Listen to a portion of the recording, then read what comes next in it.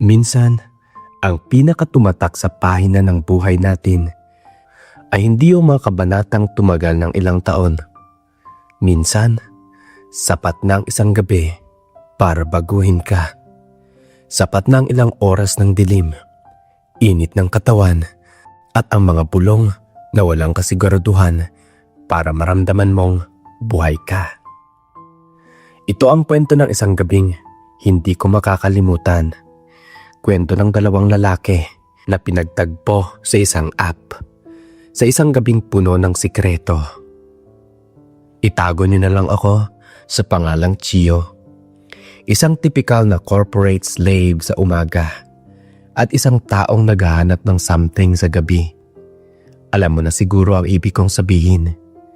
Sa mundo natin ngayon, napakadali na ang maghanap ng makakausap o di kaya naman ay makakasama sa kama. Isang swipe, isang tap, isang send location, tapos na. Ganun kabilis, ganun kadali. Pero minsan, sa sobrang dali, nawawalan na ang saysay. Biyernes ng gabi noon, pagod na pagod ako galing sa overtime. Yung tipong gusto mo lang humiga, pero ayaw mong matulog mag-isa.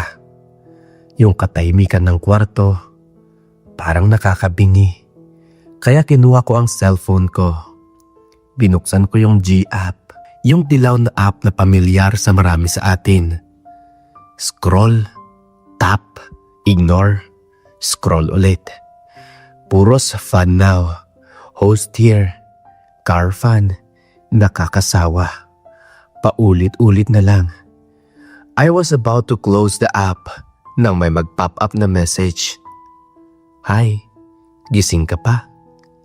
Walang profile picture, blank troso lang ang nakalagay. Usually, hindi ako pumapatol sa mga walang mukha. Sa panahon kasi ngayon, mahirap na magtiwala. Pero may kung anong nagbudyok sa akin na mag-reply. Siguro dahil sa pagod o siguro dahil sa lungkot at kailangan ko talaga ng something or someone na makakausap that time. Oo, pauwi pa lang. Reply ko. Nagumpisa kami sa simpleng kamustahan. Ang sabi niya, ang pangalan daw niya ay Mark. Hindi siya agad nagpadala ng picture. Gusto daw muna niyang makipag-usap. Ang weird, di ba? Sa G-app, usap muna bago face reveal. Usually, pics agad ang bungad. Pero iba si Mark. Ang usapan namin lumalim mula sa trabaho, papunta sa mga paborito naming panda, hanggang sa mga pangarap naming hindi natupad. Ewan ko ba? Ganun ata talaga. Parang na-feel ko na komportable ako sa kanya. Minsan kasi wala din akong nakakausap. Ewan ko, bakit parang ang gaan-gaan ng pakiramdam ko nung sinimulan niya magkwento ng sa kanya. Yung tipong parang kilala ko na siya ng matagal na panahon. Lumipas ang ilang oras, 2, at hindi ko namamalayan, madaling araw na pala. Gusto mo bang makita? Tanong niya bigla. Kinabahan ako. Ito na yung part na delikado. Ito na yung part na pwedeng masira ang lahat ng imagination ko. Pero sumugal ako. Saan? Tanong ko. Dito sa place ko. Malapit lang ako sa'yo, don't worry. Safe ako. Gusto ko lang ang kasama. Kwentuhan o whatever happens. Nagpadala siya ng location. At kasunod nun, isang photo. Napalunok na lang ako. Si Mark ay hindi yung tipikal na gwapo na nakikita mo sa mga magazine. Pero may dating siya. Makinis ang kanyang balat. Matangos ang ilong at mga matang parang nanguusap kahit sa picture lang. Mukha siyang disente. Mukha siyang mabait. Sa sandaling iyon, nagdahilan muna ako na hindi muna ako makakapunta. Ewan ko ba, medyo kinakabahan pa kasi ako. Ang sabi niya, next time na lang daw. Hindi naman daw kami nagmamadali. At sa mga lalim ng chats namin, dumating na sa part na patingin ng picture ng nasa ibaba. O di kaya'y nagvi-video call. Tapos, nagpapakitaan saglit pero mabilisan. Yung tipong baka nag-aalala ka kung iba-blackmail ka niya. Pero nung tumagal na kami, hindi ko na malayan na halos pinapakita ko na pala yung mga bagay na dapat nakapribado lang sa akin. Dahil ganon din naman siya sa akin. Ewan ko. Basta kung sabi niyang mag-video call kami, alam mo na mangyayari. Mauuwi yun sa labasan ng katas. Dumating na yung araw na itinakda namin para magkita. Nagbihis ako. Nag-spray ng pabango. Sumakay ako ng grab papunta sa kondo niya. At habang nasa biyahe, ang daming tumatakbo sa isip ko. Ano ba tong ginagawa ko? Ano ba tong pinasok ko? Bakit ako pupunta sa bahay ng isang estranghero ng 3:00 ng madaling araw? Pero andun na. Andun ako sa lobby. Pero andun na. Nasa lobby na ako ng building niya. Pagbukas ng elevator sa 15th floor, kinakabahan akong naglalakad papunta sa unit 1508. Kumatok ako ng 3 beses tulad ng sinabi niya. Bumukas ang pinto at doon nakita ko siya. Mas guwapo sa personal. Nakasuot lang siya ng isang puting sando at boxer. Ang buhok niya medyo magulo na parang bagong gising o sadyang ganun lang talaga ang style. Gio? Tanong niya, sabay ngiti. Yung ngiti niya naaabot hanggang sa mata. Nawala bigla lahat ng kaba ko. Mark? Sagot ko naman. Pinapasok niya ako. Ang bango ng unit niya. Amoy lavender at kape. Malinis, minimalist. Walang masyadong gamit pero cozy. Upo ka. Gusto mo ba ng tubig o beer? Alok niya. Tubig lang sir, okay na ako. Umupo ako sa sofa at ramdam ko pa rin ang hiya. Hindi naman kasi ako sanay sa hookups. Oo, gumagamit ako ng app pero madalas hanggang chat lang. Bihira ako makipagkita. Inabutan naman niya ako ng baso ng tubig. Tapos, umupo siya sa tabi ko. Hindi sobrang lapit. Pero sapat para maamoy ko siya. Ang bango niya, masculine, may halong freshness. So, ikaw pala si Gio? Panimula niya habang nakatitig sa akin. Oo, at ikaw pala si Mark. Ganti ko, pilit na ngumingiti. Hindi ka naman poser, in fairness. Tumawa siya na mahina. Bakit naman ako magpo-poser? Sayang sa oras. Nagkwentuhan kami ulit, tulad nung sa chat. Ang daling dumaloy ang usapan. Para kaming magkakilala na nagkita lang ulit matapos ng mahabang panahon. Nakalimutan ko na galing kami sa isang app na kilala sa one night stands. Sa sandaling iyon, para kaming dalawang tao na naghahanap lang ng koneksyon sa gitna ng malaking syudad. Pero habang tumatagal, nagbago ang ihip ng hangin. Ang mga tingin ay bumibigat. Ang kanyang mga tawa ay humihina. Bigla siyang tumahimik. Tiningnan niya ako sa mata. Yung titig na tumatagos. Gio? Bulong niya. Bakit? Dahan-dahan siyang lumapit at naramdaman ko ang init ng hininga niya sa mukha ko. Ang puso ko ay parang sasabog na sa kaba at sa excitement. Pwede ba kitang halikan? Tanong niya. Sa dinabi-dami ng mga encounter ko, ito yung unang beses na may nagpaalam. respect. Yun ang naramdaman ko. Tumango ako, halos hindi makapagsalita. Nung nagdikit ng mga labi namin, parang kung anong kuryente na naramdaman ko. Hindi siya nagmamadali. Malambot at dahan-dahan. Parang tinitikman niya ang bawat sandali. Pumikit ako at hinayaan ko ang sarili kong mawala sa halik niya. Ang kamay niya ay humawak sa pisngi ko. Tapos bumaba sa leeg hanggang sa balikat. Ang kamay ko naman napahawak sa bewang niya. At sa may bandang iba pa, na may noon ay malambot pero unti-unti manigas. Mula sa sofa, lumipat kami sa kwarto. Madilim ang paligid. Tanging ang ilaw lang mula sa labas ng bintana ang nagsisilbing tanglaw namin sa bawat dampi ng balat, sa bawat ingay, sa bawat hingal. Naramdaman ko na hindi lang ito basta.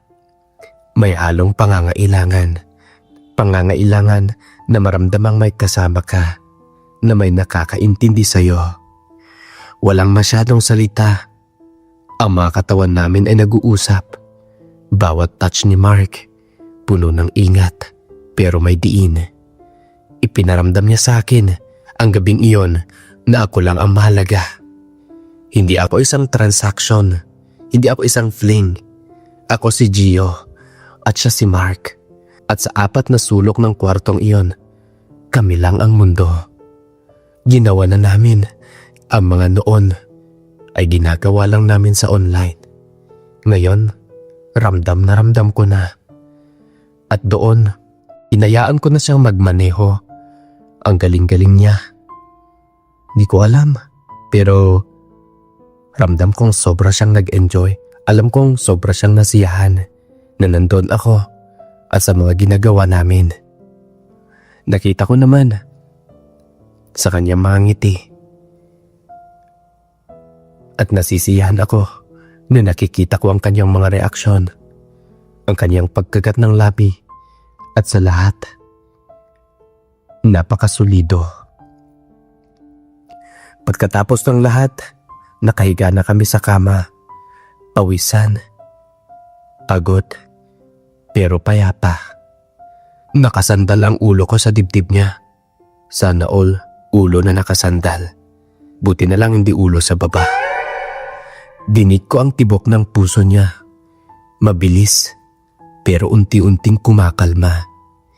Hinahaplos-haplos niya ang buhok ko. Okay ka lang? Tanong niya. Oo naman, sagot ko. Ikaw? Mas okay pa sa okay. Sagot niya, sabay halik sa noo ko. Doon ko naramdaman ang kirot. Yung kirot ng katotohanan. Alam ko, sa likod ng utak ko, na panandalian lang ito. Na nahanap ko lang sa G-app na ang ganitong tagpo, kadalasan hanggang isang gabi lang. Mark, tawag ko. Bakit ka nasa app? Tanong ko. Gusto ko lang malaman. Gusto kong maintindihan kung bakit ang isang katulad niya, gwapo, mabait, disente, ay naghahanap ng kasama sa ganung paraan. Bumuntong hininga siya kasi pagod na. Pagod na ako, Gio. Pagod na ako mag-isa. Minsan kasi, kahit marami kang kaibigan, kahit okay ang work mo, pag-uwi mo, ikaw lang eh. Gusto ko lang ng makakatabi, yung mayayakap sa akin kahit sandali lang. Niyakap ko siya ng mahigpit. Ramdam kita, Mark. Ramdam na ramdam kita.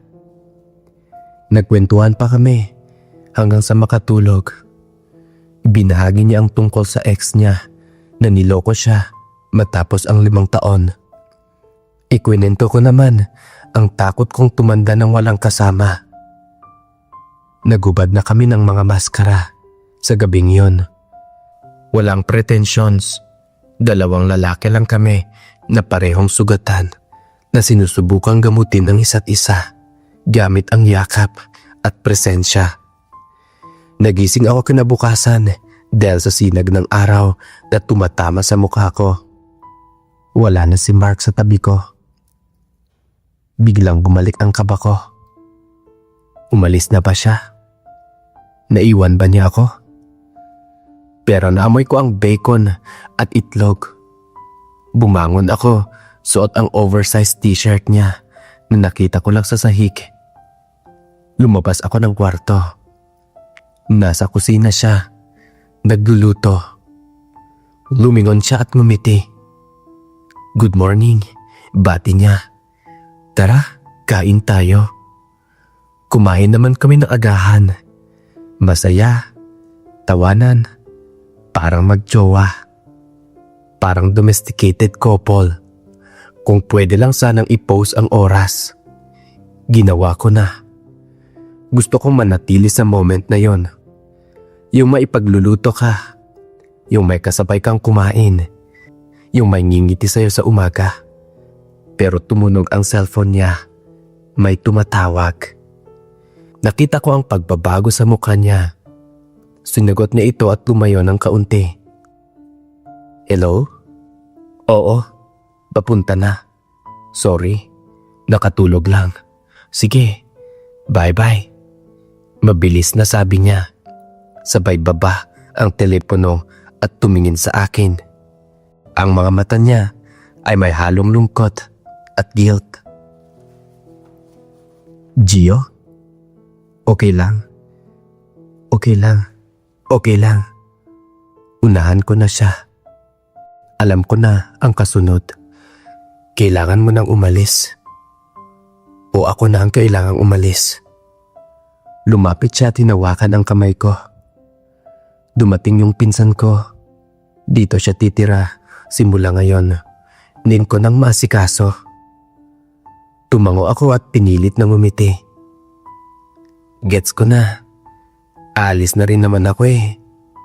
Nagbihis ako ng mabilis habang sinusuot ko ang sapatos ko. Parang ang bigat-bigat ng pakiramdam ko. Balik sa realidad. Tapos na ang pantasya. Tapos na ang dalawang lalaki sa isang gabi. Hinatid niya ako sa pinto. Gio, salamat. Salamat sa gabing to. Salamat sa pakikinig. Salamat din, Mark. Sagot ko. Gusto ko sanang sabihin, sana mauulit. Pwede pa tayo magkita. Pero natatakot ako. Natatakot ako na baka para sa kanya, tapos na talaga. Na baka nakuha na niya yung kailangan niya sa isang gabing lunas sa lungkot at okay na siya. Hinalikan niya ako ulit ng mabilis na halik sa aking labi. Ingat ka. Ikaw din. Tumalikod ako at naglakad papunta sa elevator. Hindi na ako lumingon. Alam kong nakatingin siya. Alam kong hinihintay na niyang sumara ang pinto ng elevator bago siya pumasok sa unit niya. Pagkasakay ko ng Grab, pauwi, binuksan ko ulit ang G-app. Hinanap ko ang chat namin. Gusto kong mag-message ng nakauwi na ako. Pero pagbukas ko, user is offline. At pagtingin ko sa profile deleted o di kay black. Hindi ko sigurado. Basta wala nang mukha niya. Wala nang conversation namin. Nawala na si Mark. Napatingin ako sa labas ng bintana. Umuulan na pala. Masakit? Oo, sobra. Pero sa kabila ng sakit, napangiti ako ng mapait. Dahil sa loob ng isang gabi, naramdaman ko may nagmamahal sa akin kahit panandalian. Kahit laro lang para sa iba. Pero para sa akin, ito ay totoo.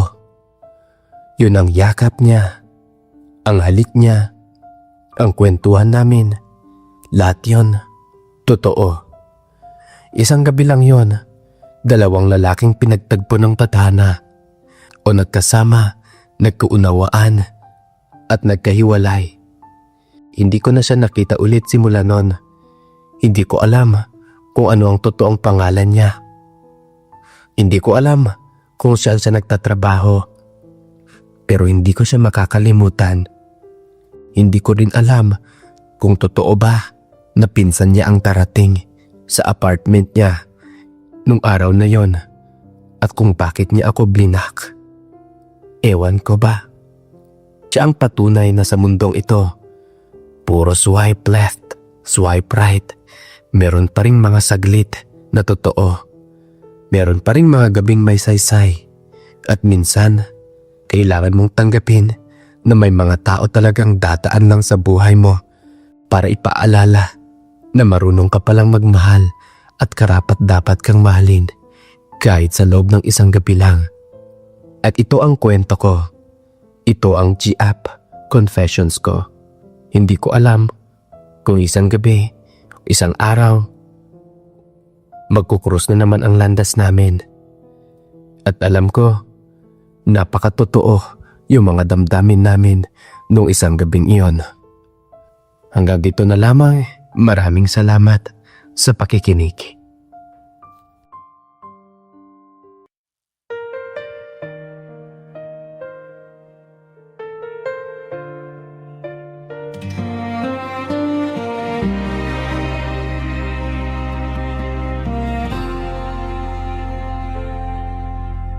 Minsang natikman ang init ng iyong halik.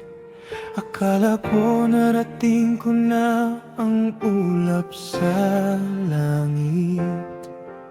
Sa aking pagpikit, ang tanging naisip, ikaw na sa hanggang wakas ang aking pag-ibig. Ngunit biglang nagbago ka, hindi na madama kapag kapiling na kita.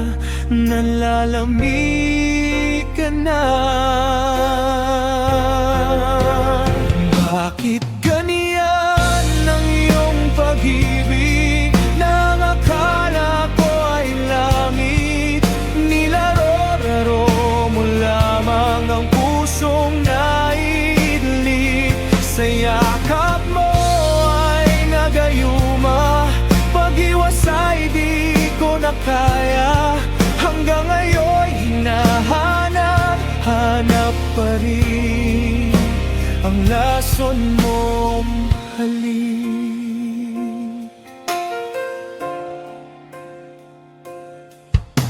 Apoy na dati-rati kay init ng liyak. Agad akong nadadarang kapag ikaw ay yumakap. Ngayon'y nag-iisa, laging nilalamig. Nawala na ang lahat-lahat, ito'y naging panaginip. Ngunit biglang nagbago ka, hindi na madama kapag kapiling na kita. Nalalamig ka na. Bakit ganyan ang iyong pag-ibig? Nang akala ko ay langit, nilaro-laro mo lamang ang pusong naidlip. Sa yakap mo ay nagayuma, pag-iwasay di ko na kaya. Hanggang ngayon hinahanap pa rin ang lason mong halik.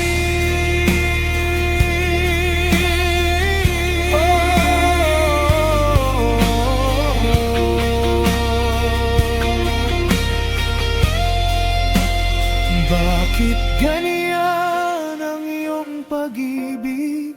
Nang akala ko ay langit, nilaro-laro mo lamang ang pusong naiidlip. Sa yakap mo ay nagayuma, pag-iwasay di ko na kaya. Hanggang ngayon hinahanap pa rin ang lason mong halik. Ang lason mong halik.